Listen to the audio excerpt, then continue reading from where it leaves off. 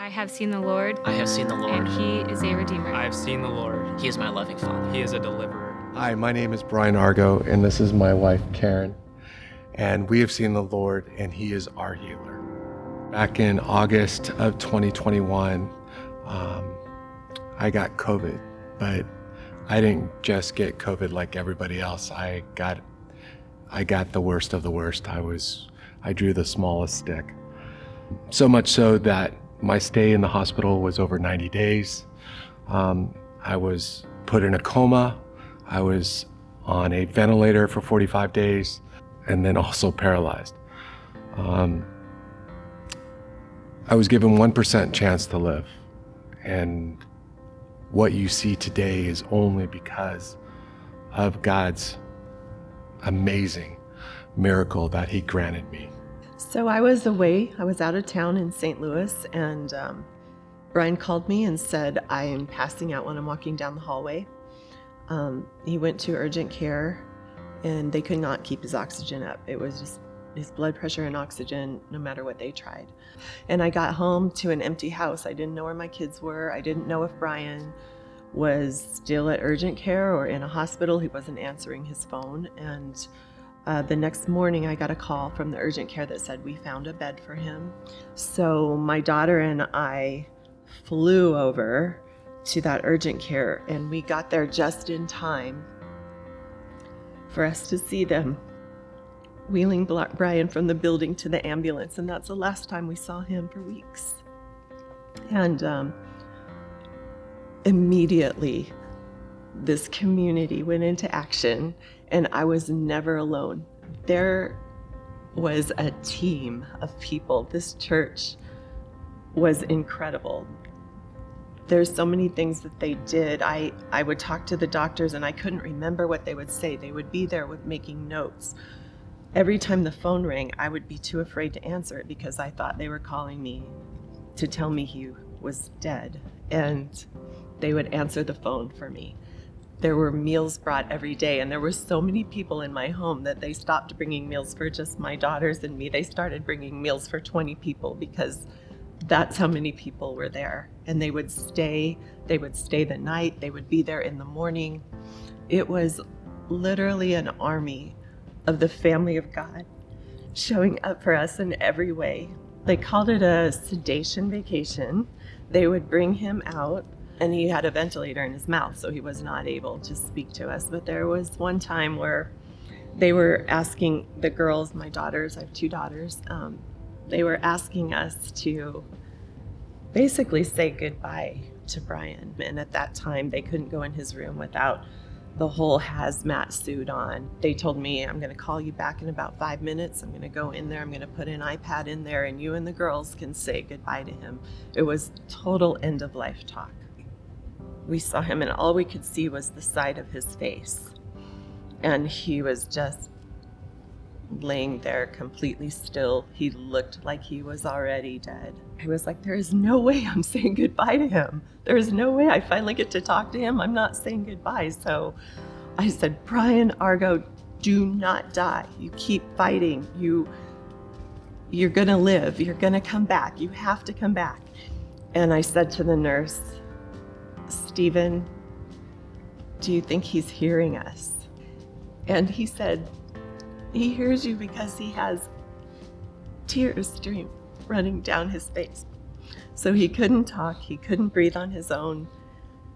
He was on life support, but he heard our words. And that was the most dramatic part of this whole thing, because I knew that he was still in there, and it gave me hope. It gave me hope, and I really felt like that was just a gift from God, like telling me, He's there, and He heard you, and He knew your voice. And Brian said it's the first time he knew he was dying. I told him, don't die. Before you pass, the last thing to go is your hearing. And so what I heard was, don't you die, don't you give up. I heard this very loud voice from Karen. And as a man, it was the most helpless moment of my life. I couldn't tell her, I've got this, I'm here. I couldn't tell her I'm okay. I couldn't tell her I love her. For whatever reason, I was able to form a tear just so that she would know that I was here. I was inside. Even though the nurses and doctors were still saying there's basically no chance, at that moment, I thought, if he can hear me, he's fighting. He's fighting. And I felt like there's a verse that says, the Lord will fight for you. You need only be still. I looked up on my wall and that verse was there, and I thought, this isn't it. This isn't it. This isn't God's hands. God is sovereign. And if he decides to take Brian, there is no doubt in my mind that he will take care of my daughters and me. And I'm going to stop fighting, and I'm going to stop striving and researching. I just stopped. I surrendered Brian. And I was like, God, if this is your plan for us, your will, not my will. I don't know how people go through trials like this without God, without the Lord, and without his people. They're so precious to me. And the doctor went in and they brought him out of sedation and asked Brian to squeeze his hand and wiggle his toes. He said, Brian squeezed my hand. And he wiggled his toes. So they were astonished at this because his oxygen had gone so low for so long that they said, even if he survives, he won't ever be off oxygen. He won't ever be able to live a normal life. And I remember the doctor asking me that thing, and I got to tell you, as a man, I was going to squeeze it for everything it was worth. So, because there was no way to communicate, because I wanted somebody to know I was here, and that was the only way I could do it. The solitude was very hard, but I would just say little prayers like, Lord, I need you. Lord, I love you. And the verse that he gave me was James 1, 2, and 3. Consider it all joy through trials and tribulations. And I'm like, seriously? That's the verse you give me? And I'm like, how do I pray joy in a moment like this? How? I don't know how to pray joy right now, Lord. I just know I need you. And it was those moments that it was about his joy, not my joy.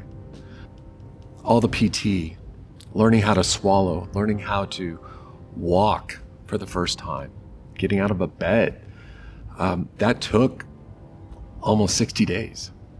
I was bedridden for over 60 days. I just remember looking at Karen at the side and just saying, what happened? And that was literally what I said, what happened, but I had to mouth it. And she just told me that I had waken up from a coma. I have a very long road ahead of me, a lot of rehab.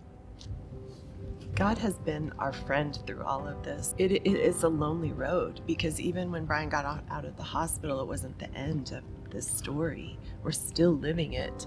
And if we didn't have God in our life to hold on to, I don't know how we would survive without him.